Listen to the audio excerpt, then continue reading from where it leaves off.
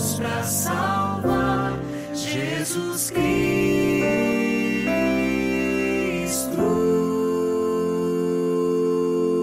Lições do Santuário, verdade presente. A festa das primícias era a sombra da ressurreição de Jesus, porque Jesus é a primícia dos que dormem. E a Bíblia diz que Jesus ressuscitou, passou na terra 40 dias, então voltou para o céu. Imagine isso.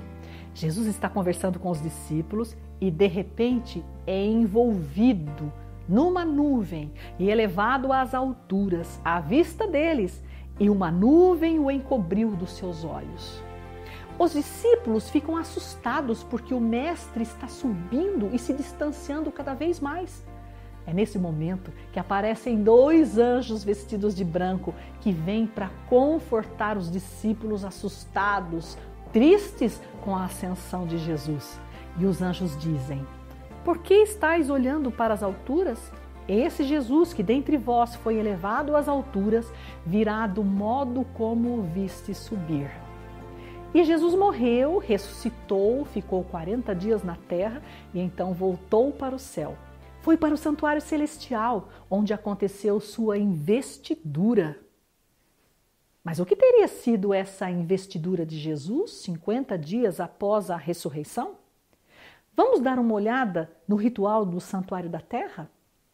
Vamos olhar o que significou a investidura dos sacerdotes aqui na terra para entender melhor o que significou a investidura de Jesus no céu. Então vamos para Êxodo 40. Conforme vimos na lição anterior, o tabernáculo construído por Moisés no deserto ficou pronto. Levou meio ano para ser construído e Deus vai ungí-lo. Deus unge os sacerdotes e depois unge o santuário inteiro em sua inauguração. Antes da unção do tabernáculo, Deus ensina o protocolo a Moisés.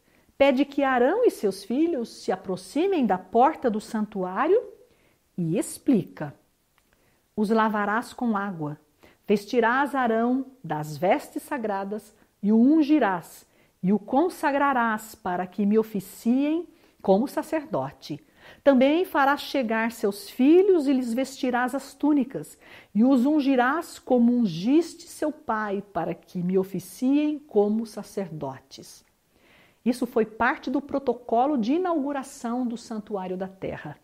No serviço do Santuário da Terra, os sacerdotes se purificavam com água sempre que entravam no santuário para mais um serviço. A pia de bronze no pátio servia para a purificação dos ministros, conforme Deus ordenou a Moisés. Farás também uma bacia de bronze com o seu suporte de bronze para lavar. Pô-la-ás entre a tenda da congregação e o altar, e deitarás água nela. Nela, Arão e seus filhos lavarão as mãos e os pés quando entrarem na tenda da congregação. O sacerdócio não era um serviço qualquer. O sacerdócio prefigurava uma função santa de altíssima responsabilidade. O sacerdote era o representante de Deus na terra, oficiando, ministrando no santuário entre Deus e o ser humano. Agora vamos para o Calvário. Na cruz, Jesus satisfez as exigências da lei. E a Bíblia diz: o salário do pecado é a morte. E já que todos somos pecadores, então todos deveríamos morrer para sempre. Mas para que o pecador não morra para sempre, Jesus tomou a morte que era nossa e nos deu esperança de vida eterna. Na cruz, fomos salvos da sentença de morte eterna. Mas vamos voltar para a ascensão de Jesus? Esse trecho da história é maravilhoso. Um cortejo do céu veio buscar Jesus. Esse foi um dos maiores eventos que o universo já presenciou. Todo o céu estava esperando para saudar o Salvador à sua chegada às cortes celestiais. Ao ascender, abriu ele o caminho e a multidão de cativos, libertos à sua ressurreição, o seguiu. Multidão de cativos seguiu Jesus quando Jesus voltou para o céu? A Bíblia diz alguma coisa sobre isso? Sim, está em Mateus 27. No finalzinho do verso 51, se refere a um terremoto no domingo da ressurreição. Continua a leitura. O verso diz que com o terremoto abriram-se os sepulcros e muitos corpos de santos que dormiam ressuscitaram. E saindo dos sepulcros depois da ressurreição de Jesus, entraram na Cidade Santa e apareceram a muitos. A Bíblia diz que quando Jesus ressuscitou, muita gente ressuscitou com ele e entraram em Jerusalém. Saíram da sepultura para testemunhar de que Jesus ressuscitara de entre os mortos. Mas que pena que Mateus não fala mais nada sobre esse assunto. Mas Lucas fala. Vamos para o livro de Atos, capítulo 1, finalzinho do verso 2. Veja que o assunto ali é justamente que Jesus foi elevado às alturas. Fala da ascensão de Jesus. E o verso 3 diz que durante aqueles 40 dias que Jesus fica ressuscitado na terra, ele se apresentou vivo, com muitas provas incontestáveis, aparecendo-lhes durante 40 dias e falando das coisas concernentes ao reino de Deus. Você prestou atenção no que acabamos de ler? Um grupo de pessoas ressuscitou com Jesus. Esse grupo entra em Jerusalém, conversam com os moradores da cidade sobre o reino de Deus. Esses ressuscitados são testemunhas de que o Nazareno era mesmo o Messias tão esperado. Por isso estavam vivos novamente. Uau! Eu queria tanto ouvi-los. Eu queria tê-los ouvido, dando testemunho, encorajando o povo. Gente, Deus precisou agir de modo extraordinário porque havia muita coisa em jogo. Você sabia que os soldados que guardavam a sepultura de Jesus receberam dinheiro para mentir? E mentiram descaradamente, dizendo que o corpo de Jesus havia sido roubado. Então, Deus faz mortos se levantarem da sepultura e entrarem da cidade santa e testemunharem da morte e da vida, testemunharem a respeito do Messias ressuscitado. Ai, como eu queria ter ouvido aquela gente. Percebeu isso? Quando se trata de salvação, o nosso Deus Criador levanta mortos da sepultura. Mas vamos voltar para a ascensão de Jesus? A hoste celestial, com brados de alegria e aclamações de louvor e cântico celestial, tomava parte na jubilosa comitiva. Ao aproximar-se da cidade de Deus, cantam como em desafio os anjos que compõem o séquito. Levantai, ó portas, levantai. Levantai, ó portais eternos, e entrará o Rei da Glória. Jubilosamente respondem as sentinelas de guarda. Quem é o rei? Quem é o rei? Outro grupo responde, o Senhor forte e poderoso, o Senhor poderoso na guerra. Levantai, ó portas, as vossas cabeças, levantai-vos, ó portais eternos, e entrará o Rei da Glória. Que celebração! Pedro se refere a esse dia, dizendo que Jesus, depois de ir para o céu, está à destra de Deus, ficando-lhe subordinados anjos, potestades e poderes. Ali Jesus reassume a corregência do universo ao lado do Pai, sua posição à destra de Deus, sua divindade que foi esvaziada ao enfrentar o Calvário. Sim, Calvário foi coisa muito séria. Jesus correu riscos enormes por amor a mim e a você. A Bíblia diz que Jesus, subsistindo em forma de Deus, não julgou como usurpação ser igual a Deus. Antes, a si mesmo se esvaziou, assumindo a forma de servo. Que grandiosa é essa afirmação!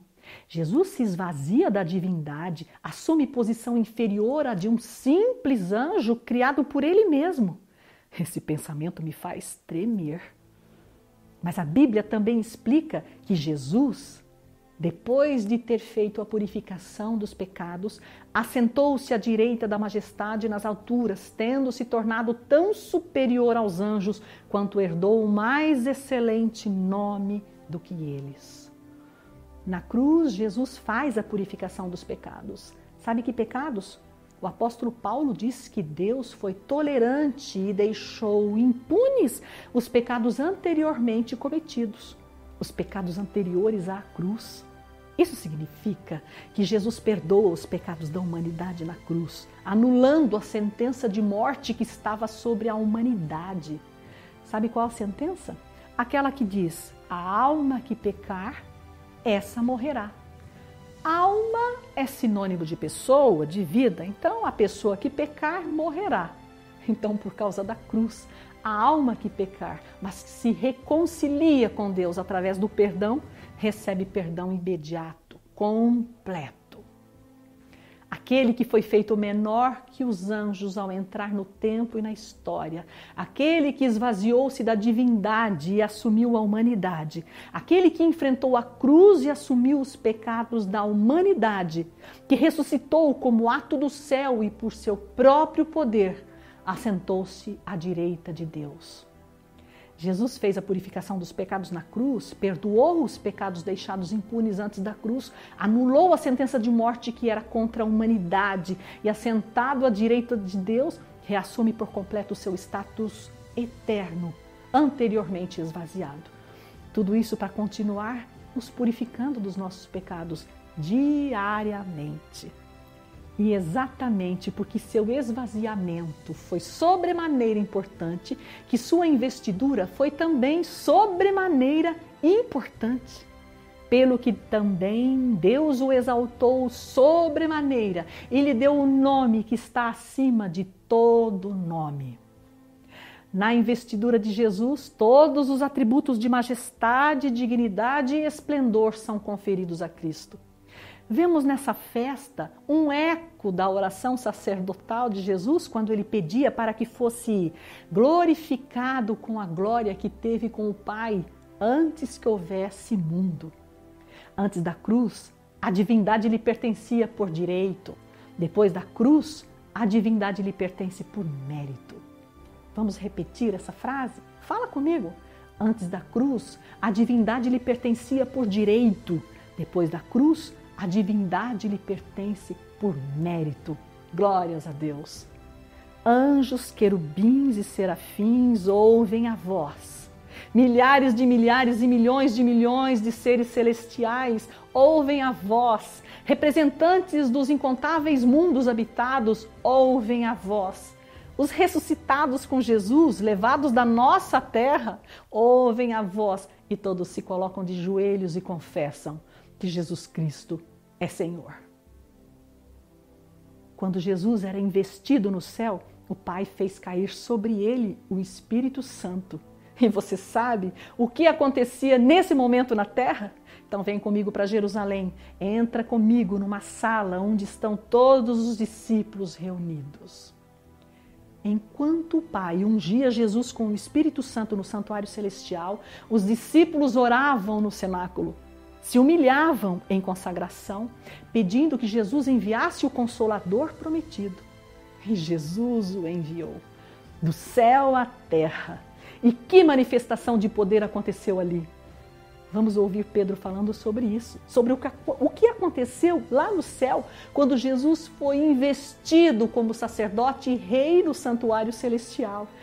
Ele conta sobre a exaltação de Jesus no céu e os resultados disso na sala do cenáculo, quando os discípulos receberam o dom do Espírito Santo e falavam línguas estrangeiras e tinham fogo sobre a cabeça. Exaltado, pois, à destra de Deus, tendo recebido do Pai a promessa do Espírito Santo, derramou isto que vedes e ouvis. E o que é que os ouvintes de Pedro viam e ouviam? E viam um novo Pedro que falava com linguagem clara e ousada, palavras cheias de amor e poder. Era outro Pedro, poderoso, ardente, que tinha fogo do Espírito Santo na alma, tinha o fogo do Espírito Santo nas palavras. Espírito Santo que era derramado pelo Pai sobre Jesus, porque naquele exato momento, no santuário celestial, Jesus era investido com a glória que tinha com o Pai antes que houvesse mundo. Esse assunto me deixa extasiada. E você, o que você acha? No santuário da terra, os sacerdotes eram preparados para ministrar nos lugares santos, porque eram os responsáveis pelas questões relacionadas ao pecado, o arrependimento e o perdão. Eles representavam Deus na terra e falavam em seu nome. Assim também o nosso amado Senhor ungiu e foi ungido para reassumir o seu lugar no céu. Não pecou, mas foi feito pecado em nosso lugar. Não pecou, mas foi tentado em todas as coisas, sem pecado. Nem por um momento devemos brincar com o pecado. Pecado é coisa séria. Pecado mata. Pecado precisa ser confessado e abandonado. A sentença de morte que estava sobre a cabeça da humanidade foi lançada sobre os ombros de nosso amado Salvador. Por isso, foi totalmente anulada na cruz. Qualquer pecado confessado e abandonado foi e é totalmente perdoado por causa do evento cruz de Jesus. A Bíblia diz que devemos nos alegrar em Jesus, por intermédio de quem recebemos agora a reconciliação. Na cruz, Jesus reconciliou o mundo com Deus ao pisar a cabeça da serpente. Acabou definitivamente com as prerrogativas daquele anjo caído de ser Deus. Você lembra qual era o pensamento daquele anjo antes de ser expulso do céu? Subirei acima das mais altas nuvens e serei semelhante ao Altíssimo. Mas Jesus ainda não destruiu a serpente. É necessário que o conflito cósmico envolvendo o céu e a terra prossiga por um pouco mais. Que loucura isso! A palavra da cruz é loucura, a pregação do evangelho é loucura, as coisas do Espírito de Deus são loucura. E o que é que torna tudo isso loucura? É Jesus Cristo. Sabe por quê? Pelo fato de quem esteve pregado na cruz do Calvário. Após sua ressurreição, Jesus foi investido no céu, reassumiu sua posição real à destra do Pai com a função de lidar com os nossos pecados continuamente. Porque Ele é fiel e justo para nos perdoar de todo o pecado e nos purificar de toda injustiça. Observe os móveis do santuário terrestre. O castiçal de 7 velas iluminava continuamente. A mesa dos pães tinha pães frescos continuamente. O altar das orações tinha incenso continuamente. Tudo sombra do ministério de Jesus, de sua contínua presença, contínua intercessão, contínuo sacerdócio. Isso nos ensina muito sobre o nosso Deus.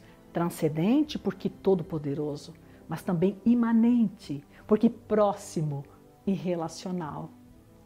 Esse é o tipo de conhecimento que afasta a crise, afasta o desânimo, levanta a autoestima, o tipo de conhecimento que dá sentido à vida.